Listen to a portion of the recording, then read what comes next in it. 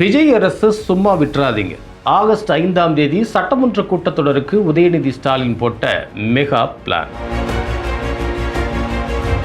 ஒரு வாரத்துக்கு முன்னாடியே கூட்டமா திமுக எம்எல்ஏக்களுக்கு ஆன்லைன் கூட்டத்தில் உதயநிதி கொடுத்த அந்த அதிரடி உத்தரவு. லஞ்சம் கொடுக்காதீங்கன்னு விஜய் பேசுவார், ஆனா இங்க கமிஷன் கொடி கட்டி பறக்குது. கதரும் ரியல் எஸ்டேட் அதிபர்கள். எனக்கு காசே வேண்டாப்பா ஒதுங்கிய அமைச்சர் புசி ஆனந்த். ஆனாலும் அடங்காத அதிகாரிகளின் லஞ்ச வேட்டை.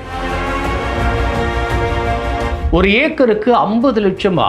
பதவிக்காலம் முடிய போகும் அவசரத்தில் கல்லா கட்டும் உள்ளாட்சி தலைவர்கள்.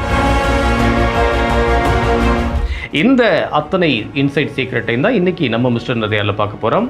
வணக்கம், இது INT வயர்.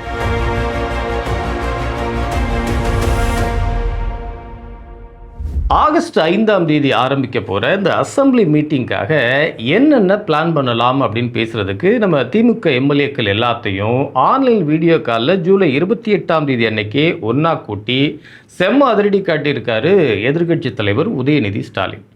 அந்த ஆன்லைன் மீட்டிங்கில் பேசின உதயநிதி, நம்ம நிர்வாகிகள் எல்லாத்துக்கும் ஒரு வாரத்துக்கு முன்னாடியே ஏன் இந்த அவசர கூட்டம்னு உங்களுக்குள்ள ஒரு டவுட் வந்திருக்கும். வேற ஒன்றும் இல்லை, வர சட்டமன்ற கூட்டத்தொடரோட ஒவ்வொரு நாளும் இந்த விஜய் அரசை நம்ம அசம்பிளியில் நல்லா வச்சு செஞ்சு பயங்கர நெருக்குதலுக்கு ஆளாக்கணும்.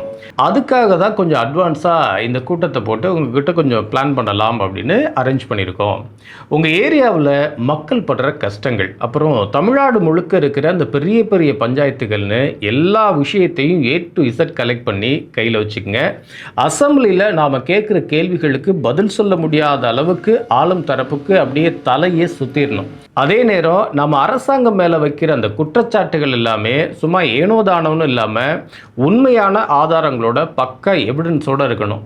மேகதாது டேம் பஞ்சாயத்து, அப்புறம் நீட் எக்ஸாம் ரகலை, அப்புறம் லா அண்ட் ஆர்டர் பிரச்சனைன்னு இந்த பெரிய பெரிய பிரச்சனைகளை எல்லாம் நம்ம மாஜி அமைச்சர்கள் அசம்பிளியில் கொளுத்தி போடுவாங்க. மற்ற எம்எல்ஏக்கள் எல்லாரும் உங்களோட அந்த உள்ளூர் தொகுதி பிரச்சனைகளை வச்சு கேள்விகளை ஒரு வாரத்துக்குள்ளார சுட சுட ரெடி பண்ணிடுங்க அப்படின்னு எம்எல்ஏக்களுக்கு கராராக ஆர்டர் போட்டிருக்காரு உதயநிதி ஸ்டாலின். அடுத்ததாக தமிழ்நாட்டோட ஊரக பகுதிகளில் விளைநிலங்களை ஃப்ளாட் போட்டிருக்கிற அந்த ரியல் எஸ்டேட்காரர்கள் கடும் நெருக்கடியில் சிக்கி தவிக்கிற அப்டேட்.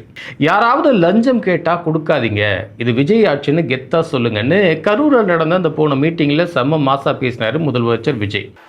உங்ககிட்ட யாராவது லஞ்சம் ஏதாவது கேட்டாங்கன்னா கொடுக்க முடியாது சொல்லுங்கள், நான் இருக்கேன் உங்களோட. ஆனால் பாவப்பட்ட ரியல் எஸ்டேட் அதிகாரிகளோ, ஐயோ சாமி என்ன சொல்கிறீங்க, காசு கொடுக்காம இங்கே ஒரு ஃபைல் கூட நகர்றது இல்லைங்க அப்படின்னு தலையில் அடிச்சுக்கிட்டு அழுது புலம்புறாங்களாம். ஊரக பகுதிகளில் இந்த ஃப்ளாட்டுகளுக்கு அப்ரூவல் வாங்குறதுக்காக பழைய திமுக ஆட்சியில் ஒரு சென்ட்டுக்கு மொத்தமாக 20,000 ரூபாய் வரைக்கும் கமிஷனாக கொடுக்க வேண்டியிருந்துச்சான். அதாவது பஞ்சாயத்து ஆஃபீஸில் தொடங்கி BDO, மாவட்ட அதிகாரிகள், அப்புறம் அமைச்சர் வரைக்கும் இந்த பணத்தை ஆளுக்கு பங்கு பிரிச்சுக்குவாங்க. இப்போ இந்த டிபார்ட்மெண்ட் அமைச்சராக இருக்கிற புசி ஆனந்த், எனக்கு எந்த கமிஷன் வேணாம்ப்பா, தலைவருக்கு தெரிஞ்சுன்னா பெரிய சிக்கலாக போயிடும், ஆளை விடுங்க சாமி அப்படின்ட்டு கமிஷன் பற்றி கூட பேசுகிறதுக்கு யாரையும் அலோவ் பண்ணுறதே இல்லையா. ஆனால் கீழே இருக்கிற அந்த அதிகாரிகளோட கையோட அரிப்பு இன்னும் அடங்கவே இல்லை. ஸ்பெஷல் BDO அதே மாதிரி ஒரு சென்ட்டுக்கு 2,000 ரூபாய் தான் இப்போவும் கராராக வாங்கிட்டு இருக்காரு.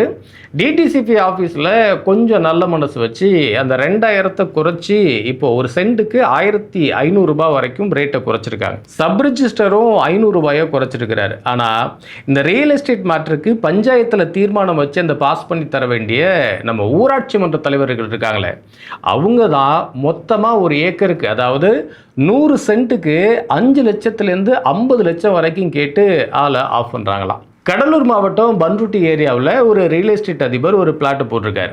அங்கே ஸ்பெஷல் BDOவாக ஒரு அம்மா இருக்காங்க. அந்த அம்மா நேருக்கு நேராக பணமும் கேட்கல, அதே நேரம் அந்த ஃபைலை முடிச்சு அனுப்பாமல் இழுத்தடிச்சுட்டே இருந்திருக்கிறாங்க.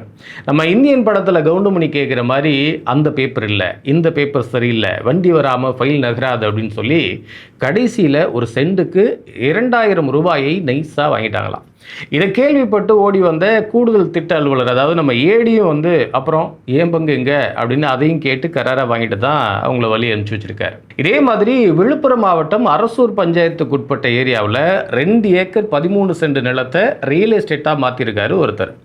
இந்த மொத்த இடத்துக்கும் உள்ளாட்சி அமைப்போட அந்த பர்மிஷன் தீர்மானம் வச்சு தரதுக்கு அதிமுகவை சேர்ந்த ஊராட்சி மன்ற தலைவர் மனசாட்சியே இல்லாமல் 30 லட்சம் ரூபாய் லஞ்சம் கேட்கிறாராம்.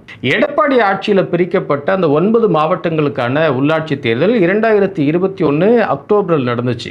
அப்படி பார்த்தா இன்னும் சில மாதங்கள் தான் இவங்களோட பதவிக்காலம் பாக்கி இருக்கு. ஐயோ, டைம் முடிய போதே, அதுக்குள்ளே எவ்வளோ கல்லா கட்ட முடியுமோ அவ்வளோ கல்லா கட்டிடணும் அப்படின்னு உள்ளாட்சி தலைவர்கள் இப்போ ஒரு முடிவோட களத்தில் இறங்கி விளையாடிட்டு இருக்காங்களாம். சுருக்கமாக சொன்னால், விஜய் ஆட்சியில் லஞ்சம் வாங்க மாட்டோம் அப்படின்னு தலைவர்கள் தத்துவமாக பேசினாலும் அதிகாரிகளும் இந்த உள்ளாட்சி பிரதிநிதிகளும் லஞ்சம் வாங்குறதுல தங்களோட இயல்பு வாழ்க்கையை தான் இன்னமும் சந்தோஷமாக என்ஜாய் பண்ணி வாழ்ந்துட்டு இருக்காங்க. இன்னைக்கு நிறைய இருக்கிட்டேருந்து வந்த அத்தனை ஹாட் அரசியல் இன்சைட் சீக்ரெட்ஸையும் உங்கள்கிட்ட ஷேர் பண்ணிட்டோம்.